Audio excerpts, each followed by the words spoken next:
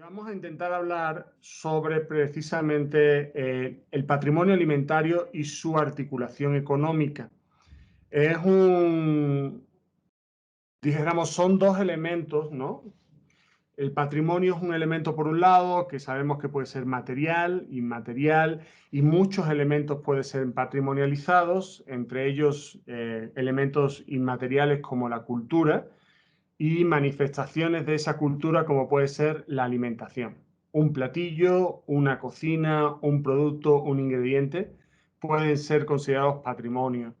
Y lo que vamos a trabajar también es elementos que tienen que tenerse en cuenta para va a ir más allá de la teoría y acercarnos a la práctica, a la articulación económica, que después veremos un poco a qué nos referimos. Esta idea de la fotografía de Dwayne Johnson, La Roca, que es obviamente, él en sí es un producto, él es una marca, es su propia marca, venido de la lucha libre y entrado en el cine, y lo que tiene delante son diferentes tipos de tequila, ¿ok? Que es uno de los casos paradigmáticos que tienen muchas lecturas a raíz de su articulación económica. Un poco lo que vamos a ver es, aparte me voy a presentar porque obviamente ustedes se han presentado y yo, aunque me haya leído un poco el currículum, Patricia, a mí me gusta siempre hacer una presentación desde el yo, no tanto desde mi currículum, sino mi viaje, ¿no? De por qué llego yo a estos temas y qué es lo que me interesa de ellos. Siempre para dejar claro que esta presentación es mi visión sobre algo y no es ley y no es la respuesta ni es una tesis, sino que es un planteamiento para el diálogo, ¿no? Vamos a hablar de lo que se llama la tríada base del problema. Vamos a dar un somero repaso a la práctica alimentaria globalizada. Tenemos que entender el contexto del mundo en el que estamos para comprender por qué el patrimonio está tomando tanta importancia. Después vamos a ver elementos que yo considero importantes del patrimonio alimentario, la caracterización del producto, el territorio como origen y consecuencia de ese producto, la comunidad como protagonista. Y después la patrimonialización alimentaria como una praxis, como una práctica para hacer una pequeña apertura de la discusión.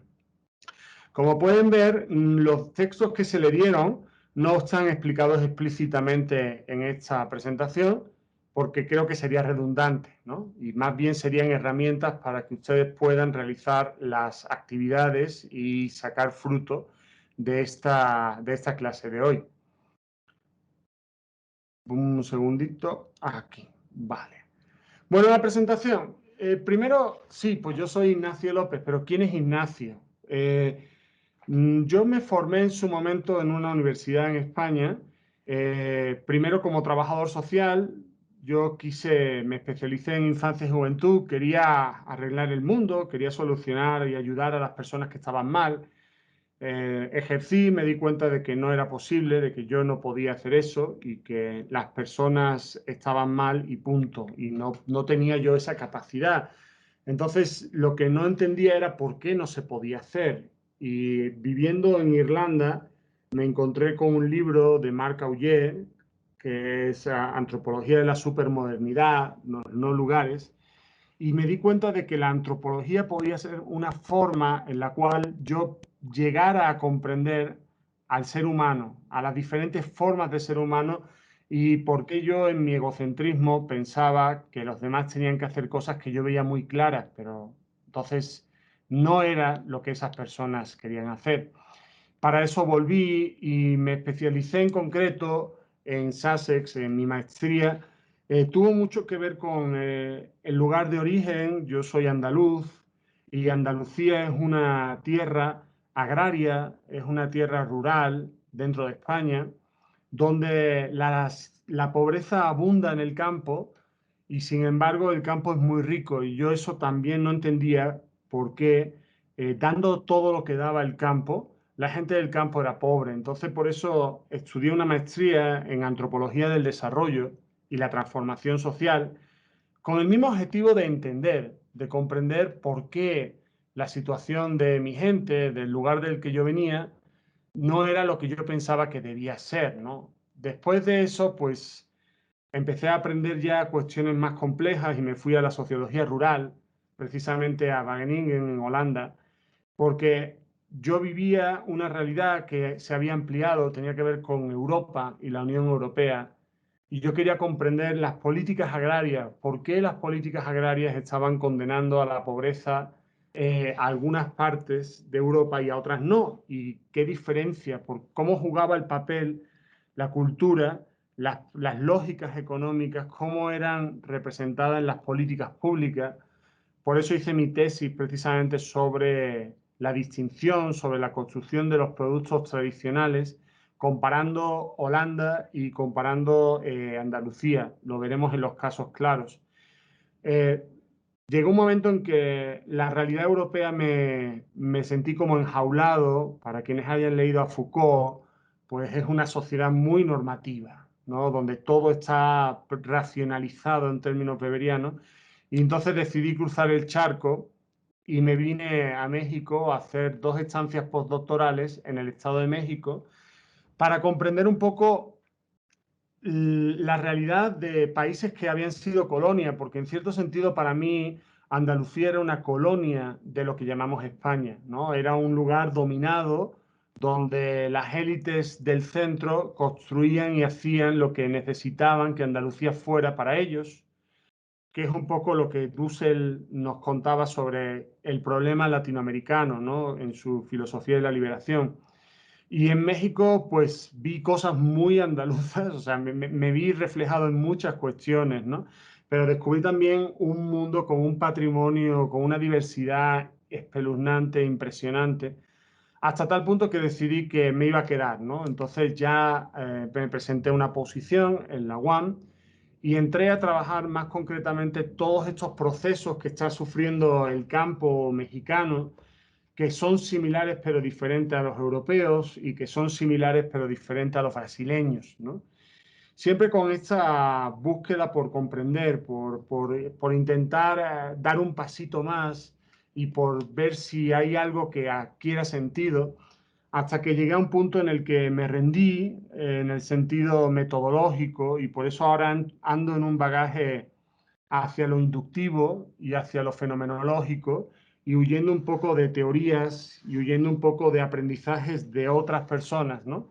Pero en principio no voy a hacer eso en la clase porque si no, pues no obtendrían o no sería tan beneficioso para ustedes, pero sí quiero que comprendan que para mí lo que yo estoy explicando es algo que ya estoy empezando a dejar atrás y que a partir de ahora me estoy centrando en métodos más inductivos como la teoría fundamentada o como la fenomenología, que no parten de categorías, sino que las crean conforme se hace la investigación, ¿no? Eh, la tríada del problema que tenemos encima y que tiene que ver con esta fiebre de patrimonialización y que tiene que ver con la modernidad, que tiene que ver con la lógica capitalista de agricultura, ¿no?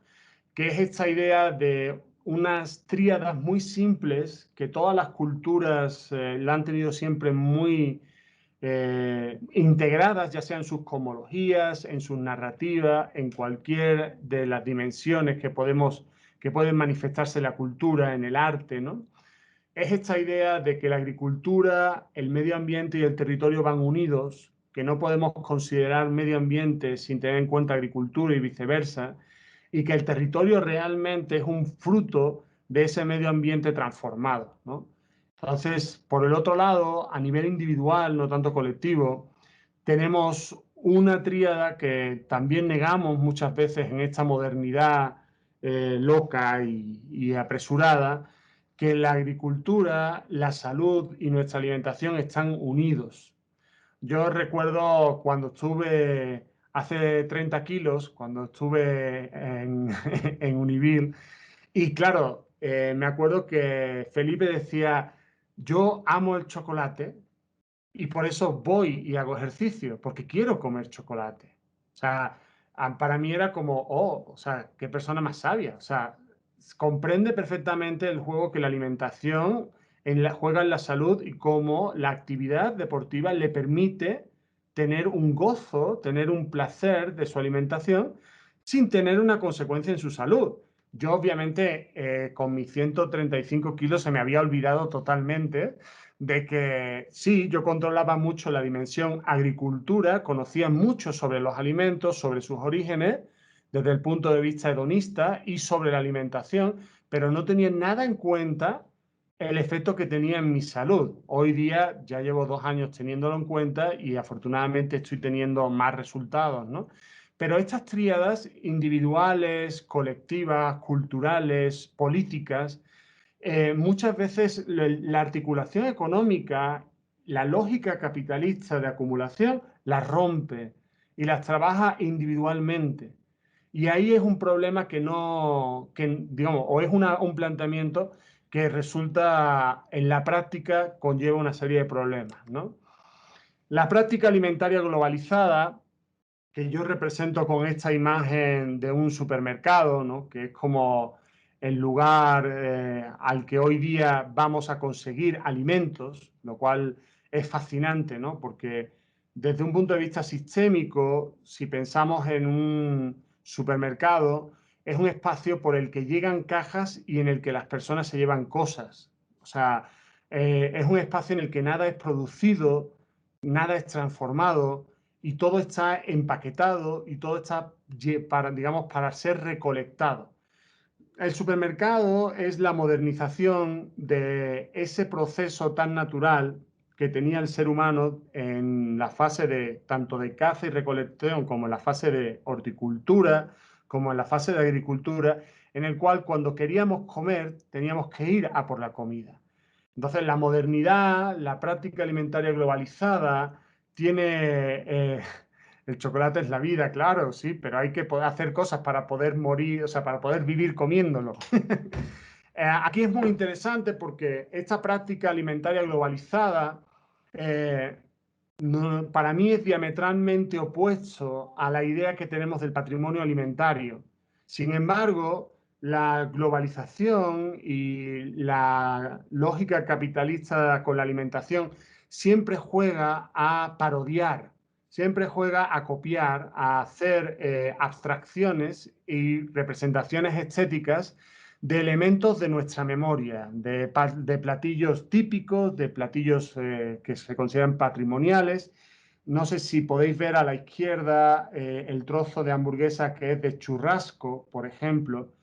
Utilizas la palabra churrasco y lo pones en un cartón de una comida congelada y pues en Brasil eso debería ser pecado y excomunión directa, ¿no? Si no, te tendrían que quitar el pasaporte directamente si tú piensas que eso es un churrasco, ¿no? O también nos ayuda a ver la globalización porque al lado del churrasco está la hamburguesa de Texas, porque tenemos la idea de que en Texas hay una carne de calidad y la hamburguesa como parte de la cultura alimentaria estadounidense, ¿no? Sin embargo, pues obviamente poco tendrá que ver esa caja de hamburguesa con Texas y poco tendrá que ver con la idea que tenemos de las reses pastoreando que se nos vendió a través de las películas del oeste, ¿no? Que ya no existe.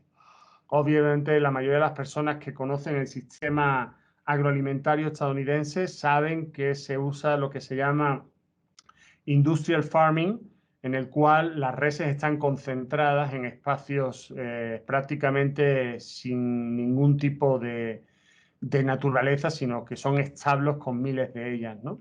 Y obviamente no hay ningún tipo de alimentación con pastoreo, sino que se les dan concentrados, ¿no?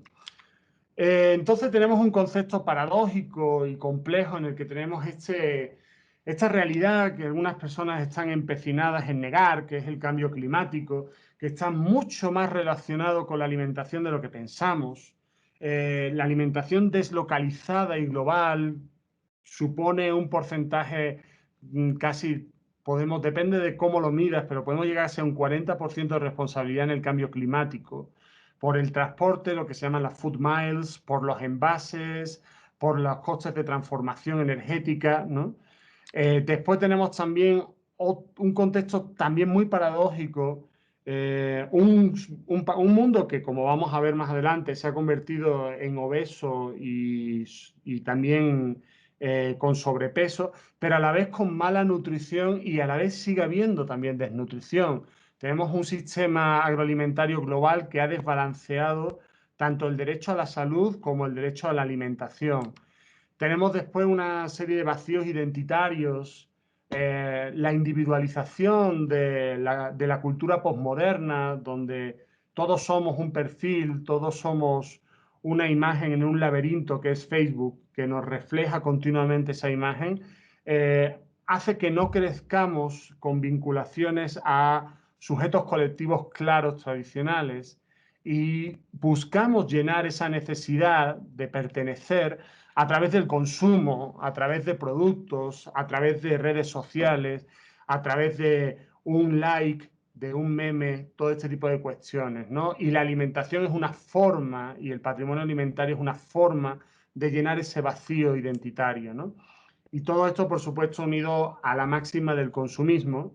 El sistema económico necesita que consumamos, si no consumamos se muere. Entonces hay toda una serie de prácticas muy interesantes que no vamos a entrar, que permiten y nos permiten ser consumistas incluso siendo pobres, ¿no? Toda la estratificación del mercado, que ahí nuestra compañera nos podría hablar seguro mucho sobre ello, hace que incluso una persona que pertenezca a una clase popular también puede ser consumista. Entonces, esa estratificación, esa multiplicidad de mercados con diferentes costos, hace que todo el mundo pueda vivir en este mundo complejo de consumismo que nos llena de malnutrición, obesidad, que compensa vacíos identitarios y, por supuesto, que conlleva efectos como el efecto invernadero, el cambio climático, la degradación medioambiental. Aquí un poco lo que hablamos de la individualización, ¿no? Este famoso cuadro, ¿no? de la cena de todo el mundo con la cena de Acción de Gracias en Estados Unidos, y lo absurdo, lo ridículo de que incluso rompemos la participación solamente por poder reflejar a nuestro mundo virtual, a nuestras conexiones, el hecho de lo que estamos haciendo, ¿no? Incluso la categoría de foodie, ¿no? Que es una categoría muy fuerte, ¿no? De las personas que siempre, ante cualquier platillo, antes de probarlo, tienen que fotografiarlo y decirle al mundo lo que van a comer, ¿no? Es un proceso nuevo de una forma de, de individualización y de, a la vez, multiplicación de la experiencia alimentaria, pero que fomenta sobre todo el elemento visual y estético en la comida, lo cual es muy interesante porque en las escuelas de gastronomía, por lo menos acá en México, cada vez hay más peso en la presentación del plato y cada vez hay menos peso en la investigación sobre los ingredientes, sobre cómo interaccionan entre ellos. Y el ser humano es un ser visual, por supuesto, y gregario. Por eso vemos cosas y queremos enseñar lo que vemos, ¿no? Pero la construcción del valor, la construcción del patrimonio, lo vamos a ver más adelante, es un hecho también muy visual y que está reflejado por todo este tipo de cuestiones. En estas imágenes que muchas veces se presentan, hablamos precisamente de estos sistemas agroalimentarios, ¿no? Con esta, ¿qué van a contarle a Brasil sobre la agroindustria, ¿no? Con el problema que tienen de salud pública por los agroquímicos y por los transgénicos, ¿no? Uno de los países con mayor índice de agrotóxicos en la sangre del mundo, ¿no? Y todo eso obviamente pertenece a una globalidad porque el país de la soya, que comparte Brasil con Argentina, con Paraguay, con Uruguay, no se caracteriza porque en Brasil se coma mucha soya, sino porque es soja o soya, como le quieren llamar, que se utiliza para alimentar ganado que después es consumido en forma de carne, ¿no? O alimentar cerdos o lo que sea, ¿no? Entonces, de esta idea que tenemos en la izquierda, de esa milpa, como se llaman las huertas de maíz en México, donde tú produces maíz para comértelo tú, la milpa de traspatio como base de la alimentación mexicana, con su diversidad de maíces y con la diversidad, porque es un policultivo, no solamente hay maíz, sino que hay 6 o 7 diferentes hortalizas y cereales que tienen una serie de relaciones entrópicas que no voy a explicar ahora, ¿no? Pues acaba siendo subsumida por la industria agroalimentaria estadounidense.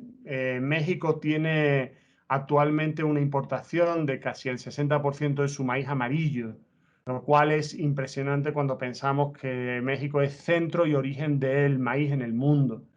Y hoy día el maíz se ha dejado de producir y se importa de Estados Unidos, donde se utilizan tecnologías como la transgenia y sobre todo las políticas de subvención agrícola y de maquinaria para abaratar el precio de producción y poderlo convertir en una commodity que se utiliza en los intercambios económicos.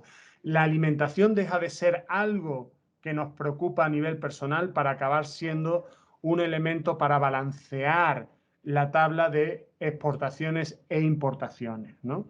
Y por supuesto tenemos ya los consumos estéticos, ¿no? Y las apropiaciones culturales, que tampoco vamos a tener que andar ahí, porque es un debate muy interesante, pero no lo vamos a tener. Aquí, por supuesto, tenemos lo que yo he comentado ya muchas veces, otras veces, de hecho, en presentaciones de Univil, la individualización de la alimentación, que es una cosa muy interesante. Por ejemplo, ahora mi esposa y yo estamos en una dieta keto, ¿no? Cetogénica, no tomamos carbohidratos, por ejemplo, ¿no? Cuando vamos ahora a determinados espacios, solicitamos que se nos apoye quitándole, por ejemplo, si te comes una hamburguesa, le puedes quitar el pan y ponérmelo en una lechuga, por favor, ¿no? Cuestiones de ese tipo.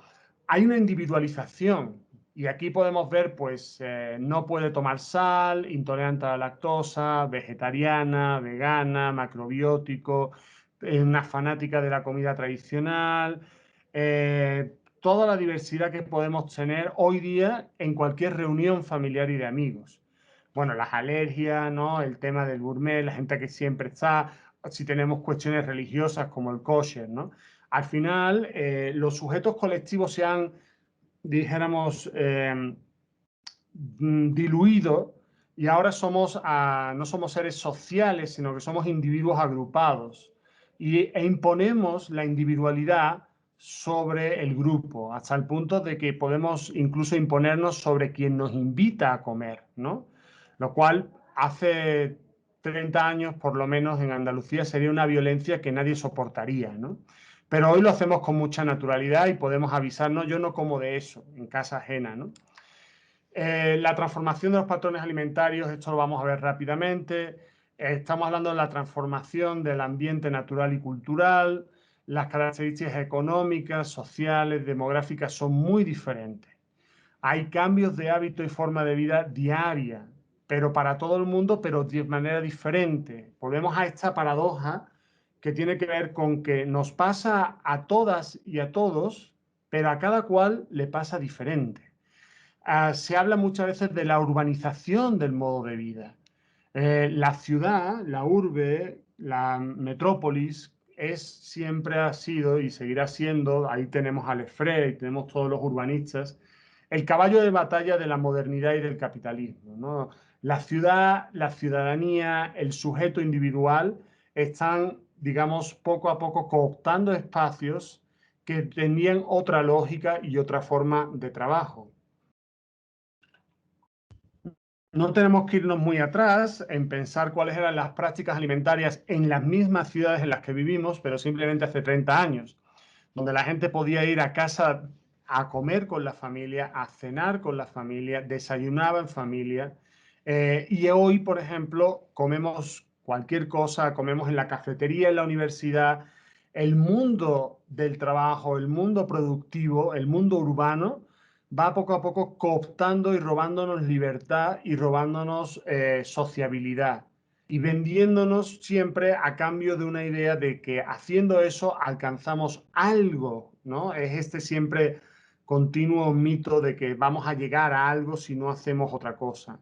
Entonces hablamos de una transición alimentaria, el aumento del consumo de alimentos procesados y ultraprocesados. Las personas no tienen tiempo, no tenemos tiempo, no tenemos conocimiento para comer alimentos sanos y los compramos ya procesados o ultraprocesados. incluso se come de microondas, ¿no? Había una serie que se llama The Office en Estados Unidos donde el manager Michael Scott contaba que él por las noches le gustaba calentarse una bolsita que venía ya preparada de verduras cocinadas, se las calentaba en el microondas y que comía súper sano, ¿no?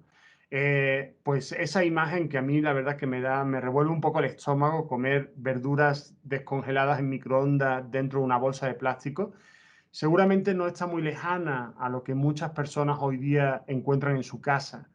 Los platos precocinados están normalmente llenos de azúcares y sales y por supuesto tienen un bajo valor nutricional, tienen bajos contenidos en fibra, potencialmente son bastante tóxicos, incluso pueden llevarnos a problemas de salud a corto plazo, no solo a medio plazo, y por supuesto alteran los parámetros que reflejan el estado alimentario. ¿Okay?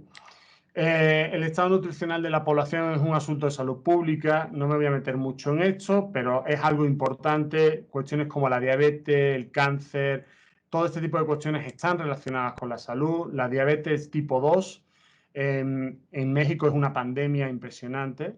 Aquí tenemos un poco el sobrepeso y la obesidad que está relacionado con esta transición alimentaria, ¿no? Que digo, estoy incidiendo en esto porque esta es la otra cara de la moneda, ¿ok? Porque el patrimonio alimentario puede servirnos para no entrar en estas dinámicas.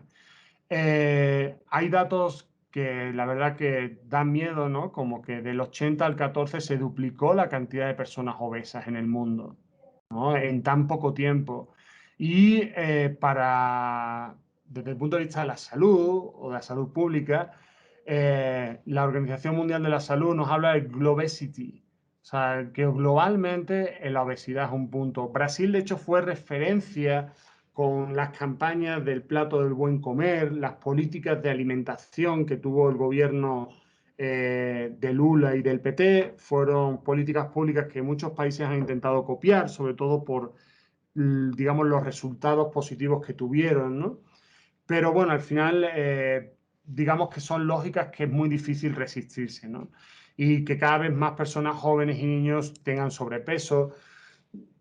Cuando yo era pequeño había este show, que era el gordo Alberto, le llamaban, ¿no? Y era un personaje muy dicharachero y muy gracioso, que estaba tremendamente obeso, ¿no? Y era parte del humor, ¿no? Era el rollo de, ay, el gordito, el no sé cuánto, ¿no? De hecho, es muy interesante cómo en películas como la segunda parte de Trainspotting, y están viendo vídeos antiguos, obviamente han tomado sustancias y están hablando como nadie estaba gordo, o sea, que es una cuestión muy interesante de cómo hemos cambiado los patrones de alimentación. Aquí hay simplemente un dato de mi país, de México, para que vean la prevalencia nacional de sobrepeso y obesidad. Estamos hablando de que la encuesta nacional de salud y nutrición del año 2012, que es el último dato que tengo porque no está tan fácil de levantarla, el 73% de las personas en México eran obesas o tenían sobrepeso. O sea, con lo cual podemos darnos cuenta del problema que supone para un país en cuanto a su salud pública y en cuanto a la capacidad de trabajo, la producción. Y aunque es un aumento leve, pero podemos ver que de un año, bueno, del 2006 al 12 no reduce, sino que aumenta. ¿Ok? Y de hecho, si se fijan también, lo que aumenta, por ejemplo, es el porcentaje de obesidad. Se reduce, entre comillas, el sobrepeso, pero porque pasa a haber más personas con obesidad 1 o 2. ¿Cómo encontramos esto? Bueno, pues hay instituciones sociales y culturales que han sido desincrustadas de las prácticas económicas. La economía y la generación de rentas se ve como una especie de sacralidad y no tenemos en cuenta otro tipo de elementos para limitarlo. Las políticas gubernamentales pasan de ser productivas a ser sociales, tampoco me voy a meter mucho en esto. Hay una separación material y simbólica de la producción y el consumo. Los cambios de la demanda suelen definir la forma de obtener los ingredientes. Esto es muy perverso. Ahora estamos con un proceso de regulación del etiquetado en México muy interesante, pero hay una cuestión muy importante y lo que se llama los secuestradores del sabor o palatales, que es la grasa, el azúcar y la sal, suelen ser, funcionan de una forma muy eficiente en el sentido de que requieren cada vez más y no te permiten captar otros sabores, con lo cual las comidas procesadas y ultraprocesadas con altos contenidos en sal, grasa y azúcar hacen que después los alimentos sanos y naturales no sepan a nada. Entonces, la demanda de sabor también conduce a la industria a aumentar este tipo de cosas, excepto cuando hay presiones sociales, como está ocurriendo con el azúcar, ¿no? En el que lo que estamos teniendo son sustituciones del azúcar por, bueno, aspartano, hay toda una serie de edulcorantes que resulta que ya está probado también que tienen incidencia en Parkinson, en cuestiones de neuronales, ¿no? Pero como ahora ya no es azúcar, pues entonces la gente toma Coca-Cola sin azúcar y ya está súper feliz y se sigue tomando sus 2 litros, ¿no? También esta es la cuestión de cómo la ciudad transformó el campo, ¿no? Esta idea de la agroindustria como una forma de producir todo lo que la ciudad necesita para poder trabajar, ¿no? Después, aquí tenemos otras nociones que dejo caer básicamente sobre la necesidad de reconectar, que ya hemos dicho antes, ¿no? Y ahora cuando vamos a patrimonializar, ¿no? A acercarnos a cómo creamos o cómo, porque el patrimonio no es natural, ahora lo vamos a ver, ¿no? Hay una primera fase en todo proceso de patrimonialización y de articulación que es caracterizar el producto en sí. ¿Qué vamos a, o qué es ese patrimonio, ¿no? Siempre el patrimonio tiene que ver con la cualidad del producto, ¿vale? O sea, esas cualidades pueden ser objetivas o subjetivas. Objetivas, pues tenemos a nutriólogos, tenemos a biólogos, tenemos a toda una serie de profesionales que nos describen. Si ustedes hagan un queso serrano, por ejemplo, de Brasil, se le puede hacer una caracterización objetiva o, por ejemplo, a la banana de Corupá, ¿no? Con la que ustedes colaboraron en Univil, se le puede caracterizar objetivamente a través de descripciones de procesamiento, cantidad de fósforo, azúcares, transiciones, transformaciones, todo eso, desde el punto de vista, digamos, científico, serían características objetivas.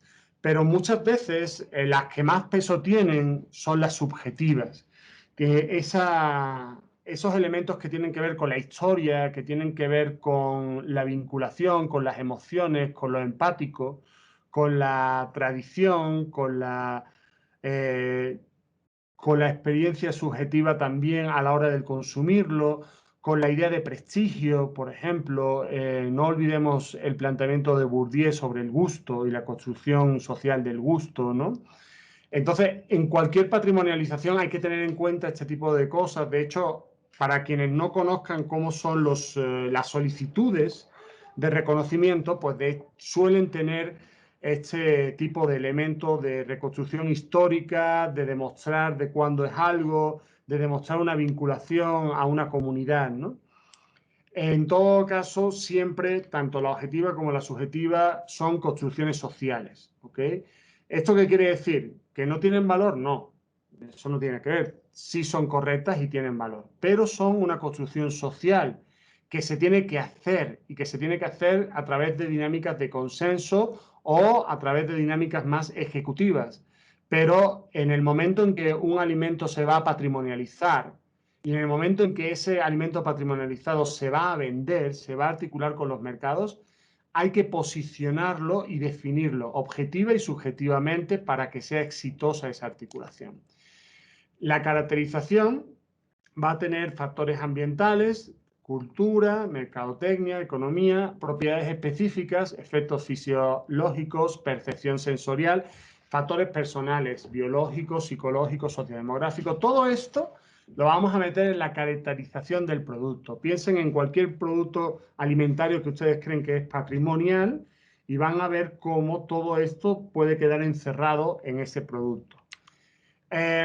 Ahora el territorio como elemento fundamental y además el territorio como origen y como consecuencia del producto. Antes hablaban de un tequila, bueno, pues aquí tienen el paisaje tequilero, que es patrimonio inmaterial de la humanidad. Los cactus que ven, las cactáceas que ven, que es el agave tequilero Weber, que es una variedad única, el agave azul, ¿okay? Que es el único que se puede utilizar para el tequila. Hay en México decenas de variedades de agave, pero para hacer tequila solo este agave es posible. ¿Por qué? Porque tiene particularidades físicas, históricas, sociales, biológicas, porque es prestigioso, porque se da en un lugar concreto, por todo eso que hablábamos del producto, tiene que ver con este tipo de cuestiones. Y el propio paisaje, el propio territorio, antes comentaban Jalisco, yo les invito a que vengan cuando quieran aquí a su casa a México, podemos ir a Jalisco y van a ver una orografía muy interesante, si pueden ver al final de las montañas y el juego que la montaña hace con el valle, esa montaña que recoge la lluvia porque tiene bosque, ese valle donde se centra la agricultura, la altura a la que está el agave, todo este tipo de elementos juegan en que lo que era una orografía, una geografía, se convierte en un territorio y en un paisaje. Este territorio, que es un espacio físico y simbólico, siempre es resultado de una apropiación por un colectivo y además a veces apropiaciones a la misma vez, ¿no? La territorialización, la construcción del territorio nunca es única y siempre es conflictual, pero hay una apropiación social, política, económica, cultural y emocional por parte de los sujetos colectivos en un tiempo y un espacio determinado. Este mismo paisaje que vemos acá, para una persona en el siglo XXI, puede ser un paisaje bellísimo, pero para una persona en la época de las haciendas podía ser el paisaje de su sufrimiento, podía ser el paisaje del régimen de semiesclavitud en el que vivían en las haciendas. En cada momento, y para el hacendado, este paisaje era su poder, era la construcción del territorio que había hecho a través de la dominación de otros, ¿no? Después, cuando vamos a un territorio concreto, porque cualquier patrimonio alimentario va a tener un territorio concreto, hablando de la banana de Corupá, pues es Corupá, bueno, no es exactamente Corupá, incluye otras partes, pero hay un territorio concreto que es el resultado de una lucha entre esas territorialidades que los diferentes actores quieren construir para facilitar y garantizar su producción y reproducción social.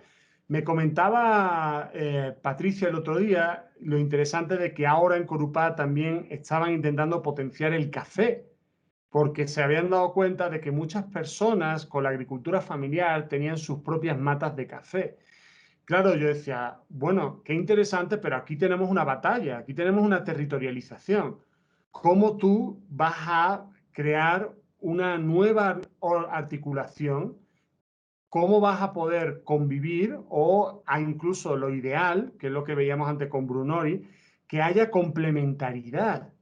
O sea, entonces, este tipo de procesos no son ni inocentes ni son pacíficos, pero deben de ser trabajados de manera consciente, ¿ok? Y al final, la territorialización responde a una lógica, cuando es imperante. Y sobre todo una territorialización como esta es muy fuerte, quiere decir que ha habido una agroindustria y un producto que se ha impuesto totalmente sobre el paisaje. Esto quiere decir monopolio de agua, de mano de obra, de infraestructura. O sea, los paisajes como este, que es un paisaje tequilero, demuestran que toda la diversidad o todas las potencialidades que la naturaleza tenía han sido direccionadas hacia un producto. ¿Ok? Esto tiene que ver con las visiones sobre el campo, ¿vale? Que esto es una cuestión muy antigua, ¿no? Ya tiene muchos años, hay una visión agroindustrial, postproductivista, sustentable, ¿no? Una visión de personas que quieren que el campo sea una producción intensiva de la agricultura, muy parecido a lo que acabamos de ver, ¿no? Pero que también existe la posibilidad postproductivista, el campo como un espacio estético de consumo. Antes hablaba una compañera de turismo activo, ¿no? Por ejemplo, es una forma de utilizar el espacio del campo desde el postproductivismo. Y después tenemos ya planteamientos de sustentabilidad, que es una cuestión muy importante hoy día, cada día más, y que es un reto en la patrimonialización, en la preservación, en la conservación, vincular los productos a dinámicas territoriales sustentables. Porque esto que tenemos acá es de todo menos sustentable. O sea, hay una cuestión que tienen que tener muy clara.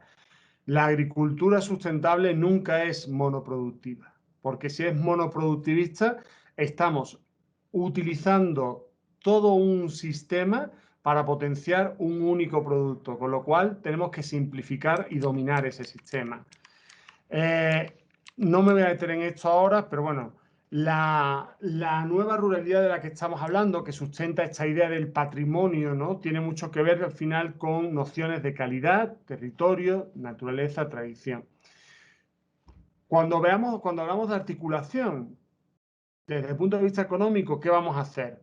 Productos locales, localizados y localizables en mercados globales y globalizados. ¿Okay? Aquí es muy importante que ese patrimonio alimentario tiene que estar, no solamente tiene que ser local, sino que tiene que estar localizable y tiene que estar localizado. ¿Okay? Tiene que haber una continuidad, porque si eso ocurre, prácticas como el turismo pueden ser viables, porque podemos hacer turismo, por ejemplo, en cuanto a ir a las plantaciones, ir a probar, ese tipo de actividades de turismo rural pueden tener lugar porque el producto está localizado y es localizable.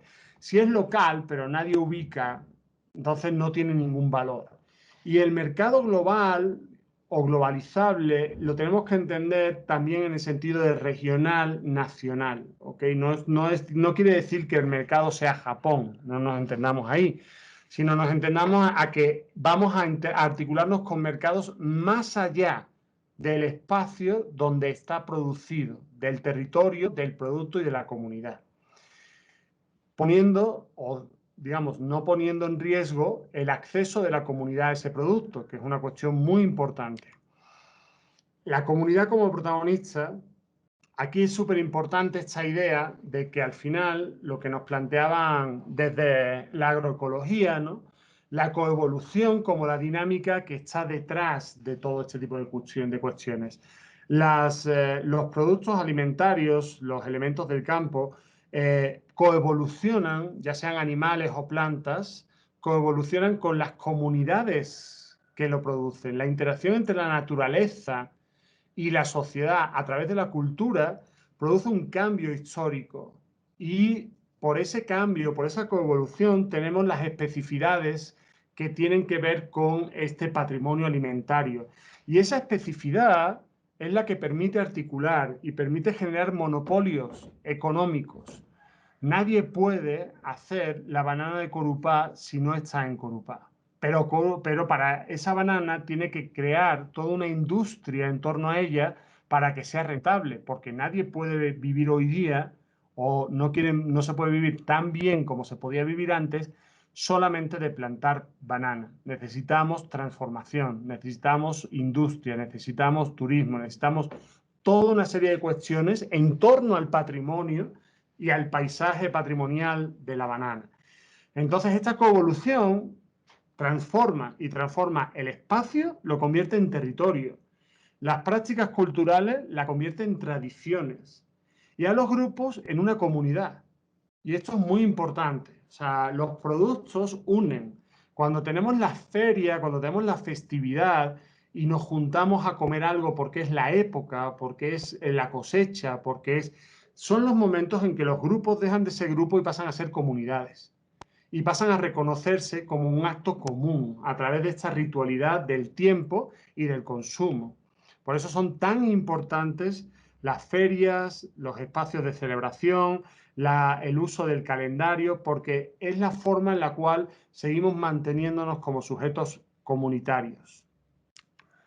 La patrimonialización alimentaria, que desde luego tenemos una experta en el tema de la UNESCO, ¿no? Es una práctica con ya mucho tiempo, la verdad que no es algo nuevo, pero Por dar un par de pinceladas, tenemos alimentos típicos. Aquí tenemos, por ejemplo, arroz a la mexicana, que es una forma en la que en México se consume arroz, que básicamente tiene que ver con el uso del jitomate, la cebolla, el sofrito y después el chile, ¿no? Eso es un alimento típico. ¿Qué quiere decir típico? Pues es un alimento que suele ser producido y consumido en un lugar o un espacio de manera usual, pero con una carga simbólica o histórica no significativa más allá del grupo que lo produce y consume. ¿Qué quiere decir? Nadie viene a México a comer arroz a la mexicana. No es un elemento tradicional, es una cosa típica que la gente come, pero no representa al grupo más allá del grupo en sí mismo. Pero en todas las casas, cuando hacen arroz, lo hacen así. Entonces, esto es un alimento típico. Pero después están los alimentos que son tradicionales, que son los que son también patrimonializables. Yo defiendo la idea de que el alimento típico también debería ser patrimonio, porque el alimento típico suele estar unido también a las formas de vida de las clases más populares, a la cotidianidad.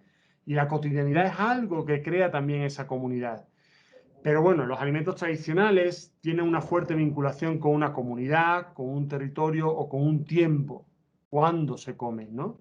Y tienen una fuerte carga simbólica de tipo identitaria, reconocible por el grupo y por otros colectivos, ¿no? Aquí tenemos, por ejemplo, un chile en nogada, que es un plato tradicional mexicano muy famoso, que se hace a base de una capa de nueces. Es un plato súper barroco, muy complicado de hacer, que tiene granada, o sea, es una delicia y que de hecho se suele comer solamente en la época de las nueces, porque se requiere muchas nueces para hacer la nogada, que es esto blanco que tenemos encima.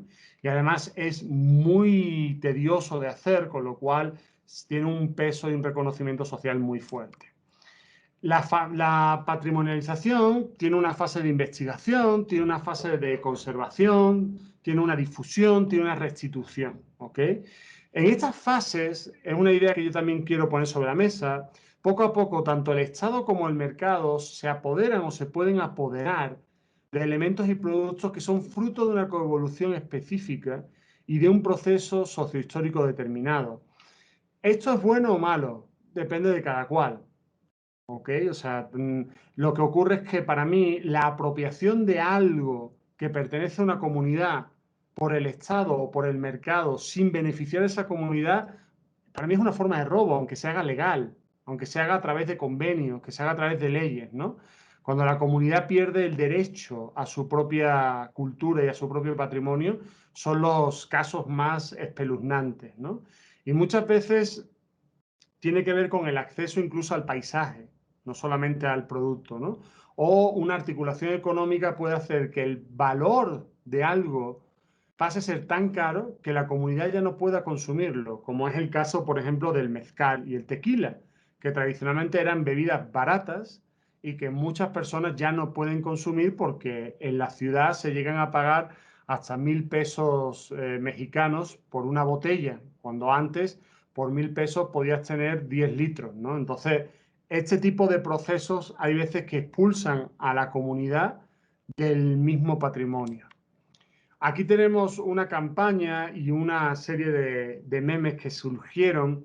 La multinacional Zara, tiene Zara Home, que me imagino que en Brasil también estará, lanzó una campaña, la lufa, que es lo que tienen ustedes a la izquierda, que es, dijéramos, la parte seca de una fruta que se usa en México y que tradicionalmente se ha usado como esponja en México y que en cualquier tianguis puedes comprar por 5 pesos. O sea, es algo prehispánico y que toda la gente del campo la usa. De repente, algún lumbreras en Zara pensó que era el super negociazo y en el catálogo de Zara Home apareció esponja corporal de lufa a 300 pesos. Por supuesto, con la presentación comercial, con la presentación estética de la lógica económica capitalista, con una, digamos, con una presentación en un cubete de madera, en un lavabo que parece muy moderno, muy minimalista, pero claro, obviamente resultó un fiasco porque la cantidad de memes que ahora vamos a ver fue impresionante. ¿Por qué? Porque la gente sintió totalmente estafado. O sea, Esta lufa es patrimonio no reconocido por ninguna institución, sino es el patrimonio de la cotidianidad de los pueblos de México. Y este meme que tenemos al lado, de vendiendo unas muñecas, que también se venden allá, que son unas muñecas tradicionales de uno de los pueblos originarios de México, y esta tendencia que hay cuando trabajamos con, bueno, cuando trabajamos, cuando dialogamos y cuando... Sí. Sí, bueno, defiende Zara, no hay problema. Cada uno tiene su visión. Como, por ejemplo, cuando vamos a espacios de economía comunitaria, hacemos el regate o cuestionamos los precios y, sin embargo, podemos comprar una lufa por 300 pesos, ¿no? Cuando en realidad no vale nada. Aquí en la siguiente diapositiva hay muchos memes que salieron a continuación, muy interesantes, que fueron en realidad respuesta social. O sea, no estamos hablando de una campaña en contra de Zara ni nada de eso, ¿no? Tenemos, por ejemplo, la cuerda que se usa para los tendederos. Dice, sistema de reposo para textil, Sundry Eco-Friendly, 700 pesos, ¿no? O sea, aquí lo que encontramos es una lógica muy interesante de cómo la apropiación que el mercado hace para generar renta, que desde el punto de vista del sistema económico capitalista es totalmente legítimo y de hecho gran parte de las profesiones se basan en generar valor agregado a algo que físicamente no lo tiene, la gente se ríe porque dice, bueno, es que esto es patético, ¿qué me estás vendiendo, no? Por ejemplo, el periódico, y te lo vendo como tapete entrenador para cachorros, ¿no? Es 873 pesos.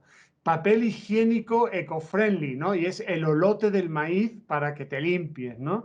O Pómez limpiador natural, bolsa de fibra sintética orgánica, ¿no? Y está hecha pues con el Tetra Pak, ¿no? O Le Cuchillé de madera, cuchillo mexicano tradicional para cortar todo literal. Este es el cuchillo que te ponen en la comida corrida, en la comida de barrio, ¿no?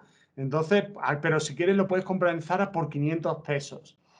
Al final, las sociedades están en diálogo continuo tanto con el Estado como con el mercado, y hay veces que sienten la agresión a su patrimonio cotidiano, no al tequila, sino a nuestro día a día, y responden con humor, responden con sarcasmo y con ironía, ¿no? Aquí hay un problema de partida, que es que la naturaleza no debe ser entendida como un bien público ni privado, aunque parezca absurdo, pero la naturaleza en sí no es comprable ni vendible. Los saberes no pertenecen a ninguna generación específica. Cuando alguien aprende algo, tiene que agradecer el aprendizaje, pero nadie tiene la exclusividad de un aprendizaje. Sin embargo, ya en el sistema actual económico tenemos la propiedad intelectual y la propiedad intelectual privada. Un saber puede ser una propiedad y no la puedes aplicar si no tienes el derecho. Aquí hay una tensión muy fuerte entre los creadores de saberes y las personas que quieren usar saberes. Y en el sistema capitalista el saber es una commodity, como otro cualquiera. Sin embargo, lo que tú tienes es un registro del saber, pero ese saber, el darle propiedad a quien lo registró primero o quien demostró que lo generó, hay todo un cuestionamiento de cuántos saberes previos necesitó esa persona que no están registrados y por los que nunca pagó. Entonces hay siempre esta visión crítica, y que al final el producto de la combinación de la naturaleza y la acción humana es un bien común. Es un bien que no es exactamente de nadie, pero que es de todos. Pero está esta tensión con que cuando lo llevamos al sistema económico, el sistema económico necesita generar privatización para generar rédito. ¿Cómo lo haces de manera justa, ética, sustentable? Son las tensiones que vamos a ver aquí. Voy a adelantarme porque ya se me está yendo la clase. Problemas prácticos. Por ejemplo, a la izquierda tenemos un mole gourmet de un restaurante y al lado de un mole poblano campesino, ¿no? Que me sirvieron en una comunidad, ¿no? O también el problema generacional, la mozzarella de búfala Italia con la que hacen los descendientes de italianos en Argentina. y que le dicen que no pueden llamarle mozzarella porque la mozzarella solamente es si se hace en la región de Campana, con búfala. Entonces, claro, aquí hay una tensión. Dice, bueno, la gente migra bueno, obviamente, ¿qué os voy a contar a ustedes en Brasil con toda la migración que tenéis de diferentes países europeos que se adaptan, los productos cambian, son versiones diferentes y al final hay un derecho de la siguiente generación a seguir haciendo lo que hacían sus padres y el producto nunca es el mismo, el producto cambia. Entonces, hay consecuencias no buscadas de la patrimonialización. Voy a quitarme las lecciones del estudio de caso que yo tenía, porque no creo que sea, no tenemos tiempo, pero sobre todo os dejo con esta idea. La patrimonialización de alimentos con base en la vinculación territorio y comunidad es una potente herramienta de articulación económica en un mundo global, pero no es ni neutra, ni simple, ni sencilla.